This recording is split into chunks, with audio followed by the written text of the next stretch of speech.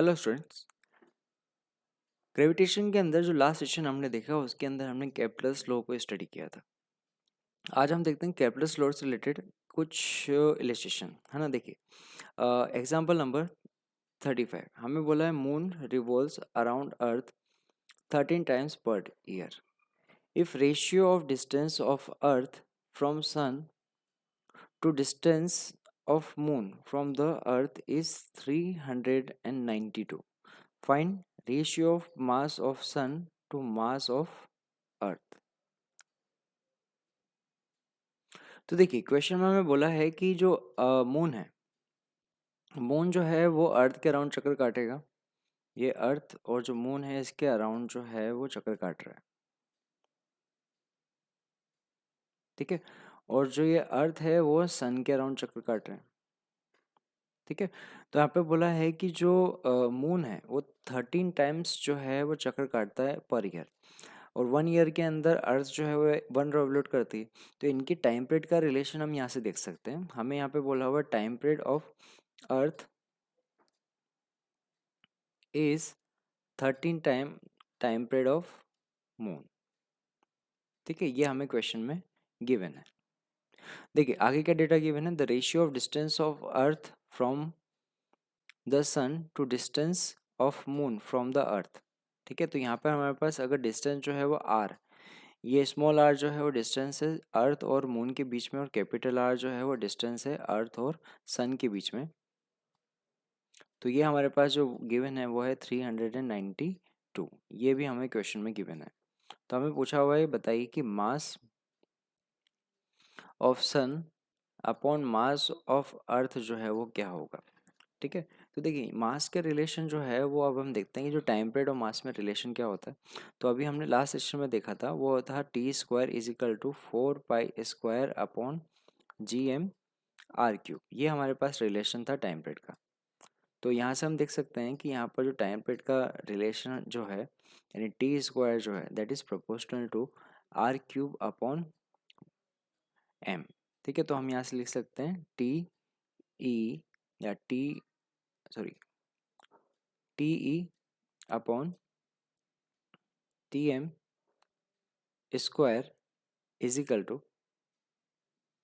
एक मिनट पहले यहाँ पर टी ई और टी एम के रिलेशन देख लेते हैं ना।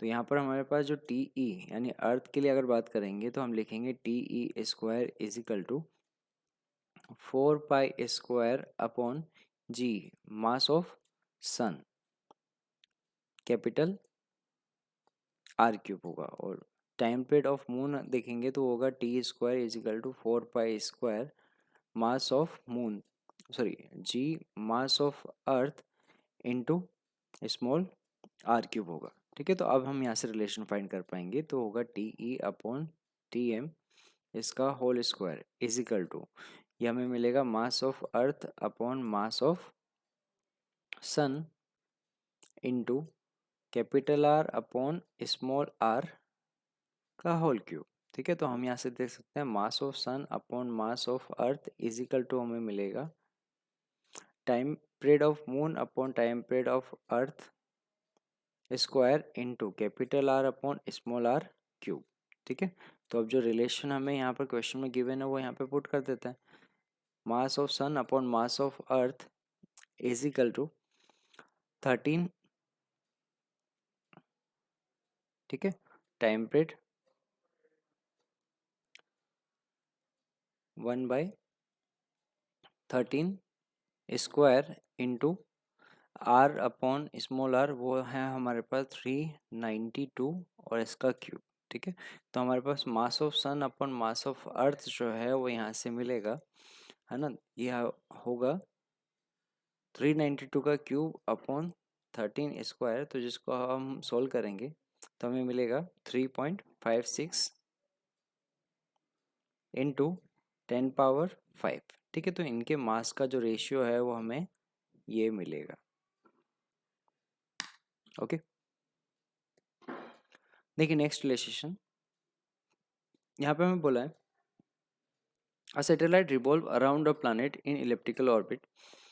Its maximum and minimum distance from the planet are 1.5 into 10 power 7 meter and 0.5 into 10 power 7 meter respectively. If speed of satellite at the farthest point is 5 into 10 power 3 meter per second, calculate speed at nearest point. तो देखिए जैसे अभी हमने देखा था Kepler's second relation में कि हमारे पास जो एंगुलर मोमेंटम होता है वो कंजर्व होता है, यानी एन वी आर जो है वो कांस्टेंट होता है, यानी वी आर जो है वो कांस्टेंट होगा, है ना। इसका मतलब क्या हो, V inversely proportional to R हुआ। ओके, तो हम यहाँ पे बोल सकते हैं कि अगर यहाँ से ये नियरेस्ट पॉइंट और ये फारथेस्ट पॉइंट, तो यहाँ पे वेलोसिटी जो है वो v1 है, डिस्टेंस r1 है। यहाँ पे वेलोसिटी जो है वो v2 है और जो डिस्टेंस है वो r2 है। तो यहाँ पे हमारे पास रिलेशन होगा v1 r1 is equal to v2 r2। हमें बोला हुआ है डिस्टेंस, है ना, स्मॉलेस्ट डिस्टेंस पे स्पीड, यानी v1 पूछा है, तो v1 हमारे पास होगा v2 into r2 upon r1। ठीक है, अब फाइंड करते हैं। देखिए तो v1 हमें मिलेगा v1 is equal to v2 5 into 10 power 3 into r2। तो देखिए R2 जो है वो है हमारे पास लार्जेस्ट डिस्टेंस, वो होगी 1.5 into 10 power 7 upon 0.5 into 10 power 7। ठीक है, तो इसे हम सॉल्व करते हैं तो हमें मिलेगा 5 इंटू 10 पावर 3 इंटू ये होगा 3 टाइम। तो देखिए यहाँ पर V1 जो मिलेगा वो हमें मिलेगा 15 into 10 power 3 metre per second. Okay, देखिए नेक्स्ट इलस्ट्रेशन, इलस्ट्रेशन नंबर 37।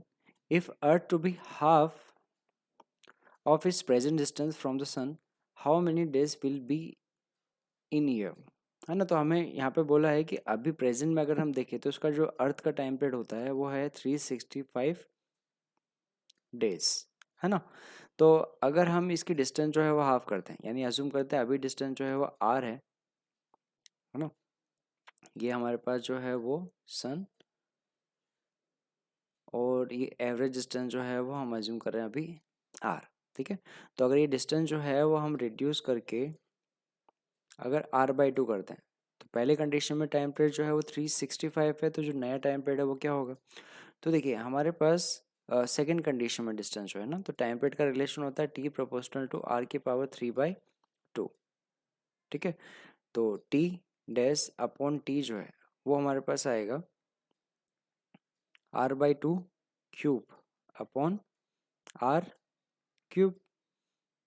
ठीक है, बाद में डिस्टेंस r/2 पहले r, तो t डैश हमें मिलेगा t into R cube upon r/2 cube upon 1 upon R cube, या रिलेशन हमें मिलेगा T dash is equal to T upon 2√2।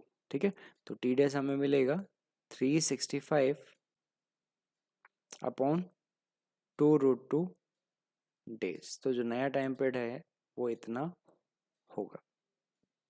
Okay, देखिए नेक्स्ट रिलेशन, यहाँ में बोला है imagine a light planet revolve around a very massive star in a circular orbit of a radius smaller with period of time period t. On what power r will square of time period depends if gravitation force of attraction between the planet and star is proportional to r की power -5/3। देखिए अब question जो है वो थोड़ा अलग है, ये है इम्पोर्टेंट क्वेश्चन। यहाँ पे देखिए जब हम देख रहे हैं कि यहाँ पर जो फोर्स जो है that is inversely proportional to R square, तो उस कंडीशन पे हम देख रहे हैं कि टी स्क्वायर जो है वो प्रोपोर्शनल टू आर क्यूब था, है ना। बट ये T square proportional to R cube जो है वो हमेशा नहीं होता, ये डिपेंड करता है कि फोर्स जो है उसका और डिस्टेंस का रिलेशन क्या है। अब यहाँ पे हमें बोला हुआ है कि जो फोर्स का रिलेशन है वो हम चेंज कर रहे हैं। यहाँ पे फोर्स जो है that is inversely proportional to R की पावर 5/3, यानी यहाँ पे जो ग्रेविटेशन फोर्स है that is equal to K, कोई कांस्टेंट होगा, आर की पावर 5/3 है। तो उस कंडीशन पे बताइए कि अगर हम टाइम पीरियड फाइंड करेंगे तो टी प्रोपोर्शनल टू आर की पावर एन होगी अगर, तो एन की वैल्यू क्या होगी ये हमसे पूछा हुआ है। ठीक है, तो अब हम क्वेश्चन को समझ चुके हैं। तो अब देखिए इसकी जो कैलकुलेशन होगी वो हमें स्टार्टिंग से देखनी होगी। हमें पता है फोर्स जो है वो यहाँ पे centrifugal force mv² upon are के बराबर होती है।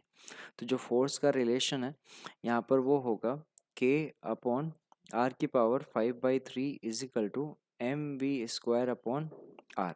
तो यहाँ से देखिए जो v² का रिलेशन है ये क्या है, ऑर्बिटल वेलोसिटी।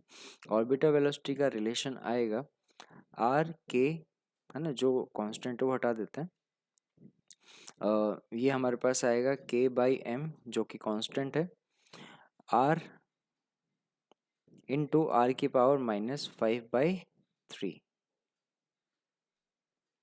तो देखिए ये हमें मिलेगा k/m r की पावर, इसको हम सॉल्व करेंगे ना तो ये आएगा 3 - 5/3 यानी -2/3।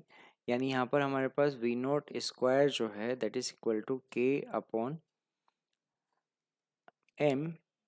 r के पावर 2/3 होगा। तो यहाँ पर हमारे पास ऑर्बिटल वेलोसिटी का रिलेशन मिलेगा v orbital is equal to root of k upon m into, अब देखिए यहाँ पर r की पावर हाफ होगी जिससे हम लिख सकते हैं r की पावर 1/3। ठीक है, हम क्या कर रहे हैं, इसको रूट से बाहर ले रहे हैं। तो ऑर्बिटल वेलोसिटी का रिलेशन आया तो हम टाइम पीरियड का रिलेशन निकालते हैं, t is equal to 2πr upon orbital velocity v0। तो देखिए time period t is equal to 2πr, v0 का relation root of k/m 1/r की पावर 1/3। ठीक है, तो ये हमें मिलेगा t is equal to root of m/k into 2πr into R की पावर 1/3। ठीक है, तो यहाँ पे हमें मिलेगा t is equal to 2π√m/k R की पावर 4/3, है ना। यानी कि यहाँ पर हमारे पास जो टाइम पीरियड है that is proportional to R की पावर 4/3, यानी एन की वैल्यू जो है वो हमें 4/3 मिल रही है ना। तो इस क्वेश्चन के अंदर हम केप्लस लॉ का जो हमारे पास थर्ड लॉ आया था, है ना, वो कंप्लीट उसका डेरिवेशन हम देख रहे हैं। ओके, देखिए नेक्स्ट रिलेशन यहाँ पे हमें बोला है Kepler's third law stated that square of period of revolution t of planet around sun is proportional to third power of average distance r between the sun and planet। ठीक है, तो average distance बोला हुआ है यहाँ पे, बाकी हमने वहाँ पे देखा था सेमी मेजर एक्सिस, है ना। तो सेमी मेजर एक्सिस या एवरेज डिस्टेंस हम यहाँ पे लेंगे। If the masses of sun and the planet m and small m respectively, then the as per Newton's law of gravitation, force of attraction between them is F is equal to gm upon r square। g जो है gravitation constant है, तो g and k is described as। तो देखिए यहाँ पर जो relation हमने देखा था वहाँ पर वो आया था t² is equal to 4π² g/m r³, है ना। और यहाँ पर इसको जो है वो हम k एज्यूम कर रहे हैं, तो k इज इक्वल टू हमें मिलेगा 4π² gm। ठीक है, हमें पूछा हुआ है बताइए g और k डिस्क्राइब एज, तो इसमें से कौन सा ऑप्शन जो है वो करेक्ट हो सकता है। तो देखिए 4π² इज इक्वल टू हमें मिलेगा k gm, और ये ऑप्शन बी के अंदर हमें मिल रहा है, तो करेक्ट ऑप्शन होगा बी, है ना। तो ये नीट में पूछा हुआ क्वेश्चन है, इसमें करेक्ट आंसर होगा बी। देखिए नेक्स्ट रिलेशन यहाँ पे हमें बोला है जियो stationery satellite is orbiting earth at height 5r above the surface of the earth. ठीक है, यहाँ पे क्या बोला है कि जो जियोस्टिक सैटेलाइट है orbiting earth at height 5r above the surface of the अर्थ, यानी सेंटर से डिस्टेंस होगी वो होगी 6r, है ना। r जो है वो रेडियस ऑफ द अर्थ है। The time period of another satellite in hours at height of 2r from the surface of the earth. तो एक बात समझिए, यहाँ पे जो जियोस्टेटिक जो सैटेलाइट होते हैं उनका जो टाइम पीरियड होता है वो अर्थ के बराबर होता है, यानी ये होगा 24 आवर्स। ठीक है, तो अब हमें पूछा है कि अगर यहाँ पर ये जैसा अर्थ है जिसकी रेडियस अगर आर है, ठीक है। तो यहाँ पे सरफेस से जब ये 5R पे है तब यहाँ पर जो प्लानिट है उसका टाइम पीरियड जो है वो 24 आवर्स है। तो कोई दूसरा प्लानिट है जिसकी हाइट सरफेस से कितनी है, 2R, ठीक है। तो हमें पूछा है इसका जो टाइम पीरियड होगा वो कितना होगा। तो अब देखिए टी प्रोपोर्शनल टू या T square proportional to R cube होगा, तो टी प्रोपोर्शनल टू आर की पावर 3/2। तो हम लिख सकते हैं T2/T1 is equal to R2/R1 की पावर 3/2, ठीक है। तो T2 is equal to T1 R2/R1 3/2। तो जो T1 है वो 24 आवर होगा, यानी 24 इंटू R2। तो देखिए सेकेंड कंडीशन में हमारे पास जो सेंटर से डिस्टेंस है वो कितनी है, वो है 3R, यानी 3R अपॉन, और स्टार्टिंग कंडीशन में है वो है 6R पावर 3/2, ठीक है। तो हमें मिल रहा है 24 इंटू 1/2 पावर 3/2, ओके। तो हमें मिलेगा T2 is equal to 24 into 1/2 √2, ठीक है। तो हम लिख सकते हैं 12/√2 या 6√2 आवर्स, ठीक है। तो जो सेकंड कंडीशन हमें बोली है, सेकंड कंडीशन के अंदर जो टाइम पीरियड होगा वो इतना होगा, यानी करेक्ट ऑप्शन होगा सी, ओके। देखिए ये भी नीट में पूछा हुआ क्वेश्चन है। यहाँ पे बोला था planet moving along a elliptical orbit is closest to sun at distance r1 and farthest away distance r2। v1 v2 जो है वो हमें बोला है कि लीनियर वेलोसिटीज है इन पॉइंट्स पे। तो बताइए v1/v2 जो है वो क्या होगा। तो देखो जैसे अभी हमने रिलेशन देखा था M V R is equal to constant, वहाँ पे v inversely proportional to r था, है ना, वी आर जो है वो कॉन्स्टेंट था। तो यहाँ से हम देख सकते हैं v1/v2 जो होगा वो r2/r1 होगा, ठीक है। तो करेक्ट ऑप्शन होगा ए। देखिए नेक्स्ट रिलेशन हमें बोला है कि the figure shows elliptical orbit of planet M about the sun S. The shaded area S C D is the twice shaded area of A S B if T1 the time for a planet move from C to D, है ना, C to D, then T2 is the time from A to B then. तो अब इसमें हम क्या करेंगे, हम केप्लस का सेकंड रिलेशन यूज़ करेंगे जिसमें हमने देखा था dA/dt जो होता है वो कांस्टेंट होता है, ठीक है। तो अगर यहाँ पर एरिया जो है वो ज़्यादा होगा तो इसमें हमारे पास टाइम जो है वो भी ज़्यादा होगा। तो हमें यहाँ पे बोला है जो एरिया एस सी डी जो है that is twice area S A B, ठीक है। तो अगर एरिया जो है वो ट्वाइस है तो टाइम जो है वो भी ट्वाइस होगा, ठीक है। तो यहाँ पर हमारे पास जो टाइम लगेगा इसको सी टू डी वो होगा twice time of A to B, ठीक है। तो जो करेक्ट ऑप्शन होगा, है ना, यहाँ पर सी टू डी जो है वो टाइम हमें दिया हुआ है T1, तो हम लिखेंगे T1 is equal to 2 of T2, यानी करेक्ट ऑप्शन होगा वो होगा सी, ओके।